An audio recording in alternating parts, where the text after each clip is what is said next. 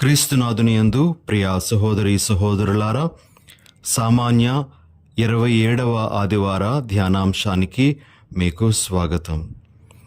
ఈ ఆదివారం నాడు ప్రభు మన ముందుంచే దివ్య గ్రంథ పఠనాలు మనకు విశ్వాసము అనేటువంటి పుణ్యము గురించి బోధిస్తూ ఉన్నాయి. ఉదాహరణకు హబక్కూకు గ్రంథము నుండి మనము మొదటి పఠనాన్ని ఆలకిస్తూ ఉన్నాము.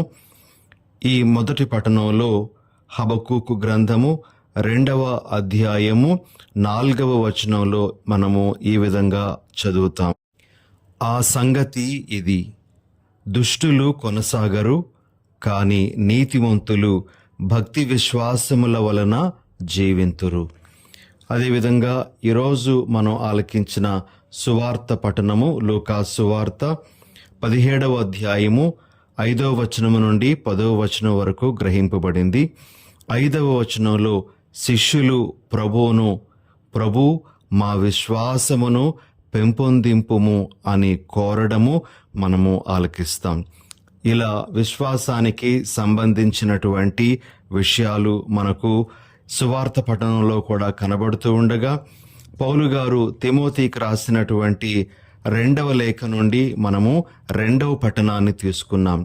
తిమోతికి రాసినటువంటి 2వ లేఖ 1వ అధ్యాయము 6 నుండి 8, 13 నుండి 14 వరకు మనము వచనాలను వింటాం. 13వ వచనంలో పౌలు గారు ఈ విధంగా తెలియజేస్తూ ఉన్నారు: క్రీస్తు యేసునందు లభించు విశ్వాస ప్రేమలయందు నిలిచి ఉండుము అని. ఈ విధంగా ప్రియ సహోదరి సహోదరులారా, విశ్వాసానికి సంబంధించినటువంటి విషయాలు మనకి ఈనాటి 3 పఠనాలలో కూడాను తెలియజేయబడుతూ ఉన్నాయి. మనము ఈరోజు విశ్వాసానికి సంబంధించి ఒక అంశాన్ని ప్రత్యేకంగా ధ్యానించటానికి ప్రయత్నం చేద్దాం. విశ్వాసము అంటే ఏమిటో మనము ఒక 4 విషయాల ద్వారా తెలుసుకోవడానికి ప్రయత్నం చేద్దాం. మొదటిగా, విశ్వాసము దేవుని యొక్క వరముగా మనము గుర్తించాలి. రెండవది, విశ్వాసము అనేటువంటిది ఒక ప్రయాణము లాంటిదిగా మనము గుర్తించాలి. మూడవది, విశ్వాసము అనేటువంటిది మన జీవితాన్ని ప్రభావితం చేసేదిగా మనము గ్రహించాలి. నాలుగవది, విశ్వాసము అనేటువంటిది మనము నమ్మేటువంటి విషయాలకు సంబంధించింది అని మనము గుర్తించాలి.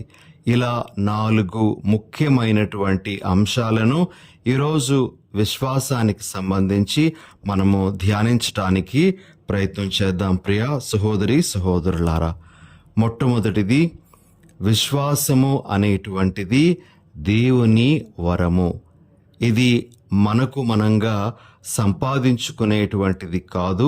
ఇది దేవుని యొక్క అద్వితీయమైనటువంటి వరం.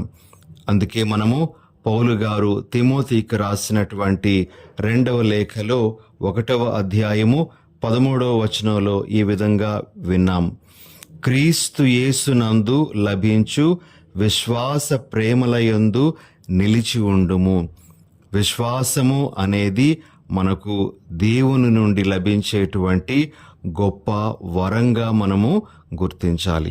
ఇది మన యొక్క హృదయంలో దేవుడే స్వయంగా పుట్టించేటువంటి ఒక పుణ్యముగా మనము గుర్తించాలి. ప్రియమైనటువంటి సహోదరి సహోదరులారా, అందుకే ఈరోజు యేసు ప్రభు సువార్త పఠనంలో సేవకుని కర్తవ్యం గురించి ఒక ఉపమానాన్ని బోధిస్తూ ఈ విధంగా మనందరికీ తెలియజేస్తూ ఉన్నారు. లూకా సువార్త 17వ అధ్యాయము 9వ వచనము మరియు 10వ వచనము: తన ఆజ్ఞను శిరసావహించిన సేవకునికి యజమానుడు కృతజ్ఞత తెలుపడు కదా, అట్లే మీరును మీ బాధ్యతలను నిర్వహించిన మీదట మేము అయోగ్యులమగు సేవకులము, మేము మా కర్తవ్యమునే నెరవేర్చితిమి అని పలుకుడు అనెను. కాబట్టి ప్రియ సహోదరి సహోదరులారా, విశ్వాసము అనేటువంటిది దేవుని యొక్క గొప్ప వరము. ఆ వరాన్ని మనము కలిగి జీవిస్తూ ఉండగా ఆ విశ్వాసానికి సంబంధించినటువంటి కార్యములు మన ద్వారా జరుగుతూ ఉండగా మనము కేవలము ఆ విశ్వాసాన్ని ధరించినటువంటి పాత్రలము అనేటువంటి విషయాన్ని మనము గుర్తించాలి. కాబట్టి విశ్వాసము దేవుని యొక్క వరము అనేది మొదటిగా మనందరము మన మనసులో నిలుపుకోవలసినటువంటి విషయం. ఇక రెండవది ఏమిటి అంటే, విశ్వాసము ఒక ప్రయాణము లాంటిది. మనము ఒక ప్రయాణాన్ని చేస్తూ ఉండేటప్పుడు ఆ ప్రయాణంలో మనకు ఎన్నో ఆటంకాలు ఎదురవుతూ ఉండవచ్చు. ఆ ప్రయాణంలో మనకు ఆపదలు ఎదురవ్వచ్చు. అదేవిధంగా మనము ప్రయాణంలో కొన్నిసార్లు తప్పిపోవడం జరగచ్చు. ప్రయాణంలో మనము ఏ విధంగా ఎటువైపు ప్రయాణం చేయాలి అనేటువంటి సూచనలు కూడా మనకు అందవచ్చు. మనము ప్రయాణంలో కొన్నిసార్లు తప్పుదారిలో నడవడం కూడా జరగచ్చు. ఆఖరికి మనము మన ప్రయాణంలో గమ్యస్థానం చేరుకోవడం అనేటువంటిది కూడా ఉంటుంది. ఈ విధంగా ప్రయాణము అని చెప్పినప్పుడు ఏ విధంగా ఎన్ని అంశాలు మనకి ప్రయాణంలో కనబడతాయో, అదేవిధంగా విశ్వాసము అనేటువంటిది ప్రయాణంగా మనము పరిగణిస్తూ ఉండేటప్పుడు ఈ విశ్వాస పయనంలో మనకు అనేకమైనటువంటి ఆటుపోట్లు ఎదురవుతూ ఉంటాయి. అయినప్పటికీ కూడా మనము ఆ విశ్వాసాన్ని నిలుపుకోవాలి అని ఈరోజు ప్రభు మనకు తెలియజేస్తూ ఉన్నారు. ఈనాటి మొదటి పట్టణంలో హబక్కూకు గ్రంథం నుండి ప్రభు మనకు ఈ విషయాన్ని స్పష్టం చేస్తూ ఉన్నారు. మరి హబక్కూకు ప్రవక్త దేవుణ్ణి ఒక విధంగా నిరాశతో ప్రశ్నిస్తున్నాడు. ప్రభువా, ఎక్కడ చూసినా హింస, ఎక్కడ చూసినా ఇలాంటి ఘోరమైనటువంటి పరిస్థితులు ఉన్నాయి. మరి నీవు ఇంకా స్పందించవా? నీవు ఇంకా మమ్మల్ని రక్షించటానికి రావా అని ప్రశ్నించడం జరుగుతూ ఉంది. విశ్వాసంలో ఆటంకాలు. అయితే దేవుడు హబక్కూకు ప్రవక్తకు చెప్పినటువంటి మాట మనము ఈ విధంగా వింటాం. 2వ అధ్యాయము 4వ వచనంలో, నీతిమంతులు భక్తి విశ్వాసముల వలన జీవింతురు అనేటువంటిది. కాబట్టి విశ్వాసము ఒక ప్రయాణమైతే ఆ ప్రయాణంలో మనము ఎదుర్కోవలసినటువంటి ఆటంకములను ధైర్యంతో ఎదుర్కొంటూ ముందుకు సాగాలి. విశ్వాసం అనేటువంటిది సిద్ధపరచబడినటువంటి ఒక వస్తువు లాంటిది కాదు. ఇది ప్రయాణం చేసి పరిపూర్ణతలోనికి వెళ్ళాల్సినటువంటి పుణ్యముగా మనం గ్రహించాలి అని ఈరోజు మనకి పఠనాలు బోధిస్తూ ఉన్నాయి. కాబట్టి విశ్వాసము అనేటువంటిది ఒక ప్రయాణము అని మనం గుర్తించాలి. ఇక మూడవది, ప్రియ సహోదరి సహోదరులారా, మన విశ్వాసము ఇతర విషయాలను ప్రభావితం చేస్తుంది అని మనము గ్రహించాలి. మనం చూసే ఎన్నో విషయాలను మన విశ్వాసం ప్రభావితం చేయాలి అట. సిఎస్ లూయిస్ అనేటువంటి వ్యక్తి విశ్వాసానికి సంబంధించి ఈ విధంగా అంటారు: I believe in Christianity as I believe the sun has risen, not only because I see it, but because by it I see everything else. దీన్ని మనము తెలుగులోకి తర్జుమా చేసుకుంటే సిఎస్ లూయిస్ ఈ విధంగా అంటూ ఉన్నారు: నేను క్రైస్తవ్యాన్ని ఎలా విశ్వసిస్తాను అంటే, సూర్యుడు ఉదయించడం నేను నా కళ్ళతో చూడడం ద్వారా నమ్మడం మాత్రమే కాకుండా, ఆ సూర్యుని వలన నేను ఇతరములను చూడగలుగుతున్నాను అనే విషయాన్ని బట్టి నేను సూర్యోదయాన్ని నమ్ముతాను.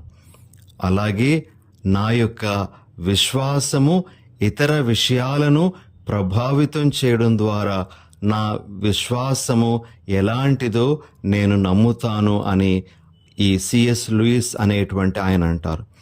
అవును ప్రియ సహోదరి సహోదరులారా, విశ్వాసము అనేటువంటిది మన జీవితంలో ఎన్నో విషయాలను ప్రభావితం చేస్తుంది. మన యొక్క సంబంధ బాంధవ్యాలను మన విశ్వాసం ప్రభావితం చేస్తుంది. మన యొక్క పనులను, మన బాధ్యతలను మన విశ్వాసం ప్రభావితం చేస్తుంది. మన యొక్క సమస్యలను, మన కష్టాలను విశ్వాసం ప్రభావితం చేస్తుంది. మన యొక్క జీవన శైలిని మన విశ్వాసం ప్రభావితం చేస్తుంది. అలా ప్రభావితం చేయకపోతే అది విశ్వాసమే కాదు అని మనం చెప్పుకోవచ్చు. కాబట్టి నువ్వు నమ్మేటువంటి ఆ విషయం, నీలో ఉండేటువంటి ఆ విశ్వాసము నీ పూర్తి జీవన శైలి మీద తన ప్రభావాన్ని చూపిస్తూ ఉంది అని మనము విశ్వసించాలి. మరి దీనికి సంబంధించి మార్కు సువార్త 4వ అధ్యాయము 35 నుండి 41 వరకు ఉన్న వచనాలలో ఒక చిన్న సంఘటన మనము వింటాం. యేసు ప్రభు తన శిష్యులతో పాటు ఒక పడవలో ప్రయాణం చేస్తారు.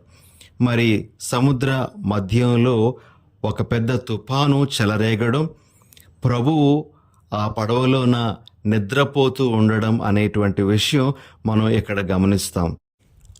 అలల వలన పడవ అటు ఇటు కొట్టుకుపోతూ ఉండేటప్పుడు శిష్యులు భయపడి ప్రభువును నిద్రలేపుతారు.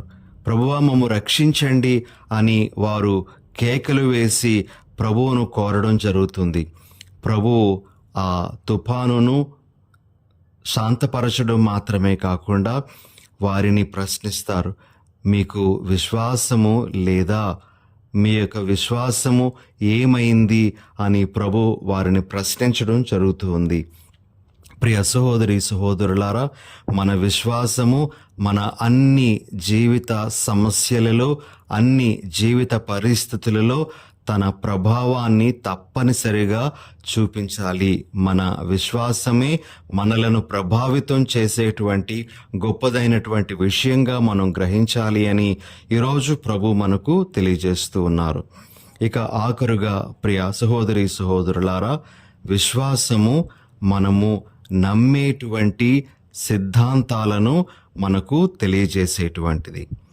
మనము ఈ సంవత్సరము నైసియా విశ్వాస ప్రమాణము అందుబాటులోనికి వచ్చి 1700 సంవత్సరాలు అవుతూ ఉండగా ఆ వార్షికోత్సవాన్ని మనం కొనియాడుతూ ఉన్నాం. ఆ నైసియా మహాసభలో క్రైస్తవులు విశ్వసించాల్సినటువంటి సత్యములన్నీ కూడా విశ్వాస సంగ్రహ రూపములో మనకి అందించబడ్డాయి. మరి ఈరోజు మనము విశ్వాసం గురించి ధ్యానిస్తూ ఉండగా మనము నమ్మాల్సినటువంటి విషయాలన్నింటినీ కూడా మన మనస్సులో పెట్టుకోవాలి. అయితే ఇక్కడ మనము గ్రహించాల్సిన ఒక విషయం ఏమిటి అంటే, మనం నమ్మాల్సిన విషయాలను మనము గుడ్డిగా నమ్ముకుంటూ వెళ్ళిపోవడం మాత్రమే కాకుండా ఆ నమ్మేటువంటి విషయాలు మనలో పెట్టేటువంటి సందేహాలను, మనలో పెట్టేటువంటి ప్రశ్నలను కూడా మనము లేవదీయడానికి, మనము ధ్యానించటానికి ప్రయత్నం చేయాలి. మన యొక్క విశ్వాసంలో మనం ఎప్పుడు బలపడతాము అంటే, మన సందేహాలకు మనము పరిష్కారము, మన సందేహాలకు నివృత్తి అనేటువంటిది మనము ధ్యానపూర్వకంగాను, అదేవిధంగా ఇతరులతో చర్చల ద్వారాను, ఇతరులను ఆలకించడం ద్వారాను మనము చేసినప్పుడు మనకు నిజమైనటువంటి విశ్వాసము, దాని యొక్క గొప్పదనము అనేటువంటిది అర్థమవుతుంది. కొన్నిసార్లు ఒక విషయం మనకు అర్థం కాలేదని మనము విశ్వాసం నుంచి దూరంగా వెళ్ళిపోకూడదు. మనము దీనికి ఉదాహరణగా యేసు ప్రభు జీవితంలో జరిగినటువంటి సంఘటనను జ్ఞాపకం చేసుకోవచ్చు. యేసు ప్రభు తాను జీవాహారము అని చెప్పినప్పుడు తన శరీరాన్ని భుజించాలి, తన రక్తాన్ని పానము చేయాలి అని చెప్పినప్పుడు ఆయన చెప్పినటువంటిది చాలామందికి అర్థం కాక ఆయనను అప్పటికీ అనుసరిస్తున్నటువంటి చాలామంది శిష్యులు వెళ్ళిపోయారు, ఆయనను విడిచి వెళ్ళిపోయారు అని మనము యోహాను సువార్త 6వ అధ్యాయంలో చదువుతాం. ప్రియ సహోదరి సహోదరులారా, ఒక విషయం మనకు అర్థం కాలేదు అని మనము ఆ విషయాన్ని విడిచిపెట్టడం కాదు, కానీ మనలో సందేహాన్ని రేకెత్తించేటువంటి దానిని మనము ధ్యానిస్తూ ధ్యానపూర్వకంగాను మరి ఇతర పెద్దలు ఇచ్చేటువంటి ఆ జ్ఞానముతోనూ మనము ఆ సందేహం నుంచి బయటపడుతూ విశ్వాసంలో మనము ఎదగాలి అని ప్రభు మనకు ఈరోజు తెలియజేస్తూ ఉన్నారు. మరి ఇలాంటి విషయాలతో మనము మన విశ్వాస జీవితాన్ని పటిష్టపరుచుకోవాలి. విశ్వాసము దేవుని వరంగా మనము ఆ విశ్వాసాన్ని గౌరవించాలి. ఈ విశ్వాసం అనేటువంటిది ఒక ప్రయాణం. నా జీవితాంతం వరకు కూడా నేను ఆ ప్రయాణం చేస్తూనే ఉంటాను అనే విషయాన్ని గుర్తించాలి. ఈ విశ్వాసము నా జీవితంలో ప్రతి విషయాన్ని కూడా ప్రభావితం చేస్తుంది. ఆ విశ్వాసం వలననే నేను జీవిస్తాను అనేటువంటి విధంగా మనము ఉండాలి. అదేవిధంగా విశ్వాస సత్యాలు, విశ్వాసానికి సంబంధించినటువంటి విషయాలు మనం నేర్చుకుంటూనే అవి మనలో పెట్టేటువంటి సందేహాలకు తావు ఇస్తూ వాటిని మనము చక్కగా నివృత్తి చేసుకుంటూ ఎదగడానికి, బలపడడానికి ప్రయత్నం చేయాలి. ఇలా మన యొక్క విశ్వాస జీవితం ఉండాలి అని ఈరోజు ప్రభు మనకు బోధిస్తూ ఉండగా ఈ విషయాలన్నీ మన మనసులో పెట్టుకొని ఆ విధంగా జీవించడానికి ప్రయత్నం చేద్దాం. ప్రార్థన చేసుకుందాం. దయగల ప్రభువా, ప్రేమగల మా తండ్రి, మీ పరిశుద్ధ నామానికి స్తోత్రాలు. ప్రభువా, ఈరోజు విశ్వాసము అనేటువంటి పుణ్యము గురించి మీరు మాకు నేర్పిస్తూ ఉండగా శిష్యులు ప్రభువును కోరినట్లుగా మా విశ్వాసాన్ని పెంపొందించండి అని మేము వేడుకుంటూ ఉన్నాం. మా విశ్వాసము ఎంత చిన్న పరిమాణములో ఉన్నప్పటికీ కూడా అది గొప్పదైనటువంటి విశ్వాసంగా మారాలి అని మీరు మాకు తెలియజేస్తూ ఉండగా అటువంటి విశ్వాసంలోనికి అడుగుపెట్టే భాగ్యాన్ని మాకు అనుగ్రహించమని మా ప్రభువైన యేసు నామమున అడిగి వేడుచున్నాం తండ్రి. ఆమెన్.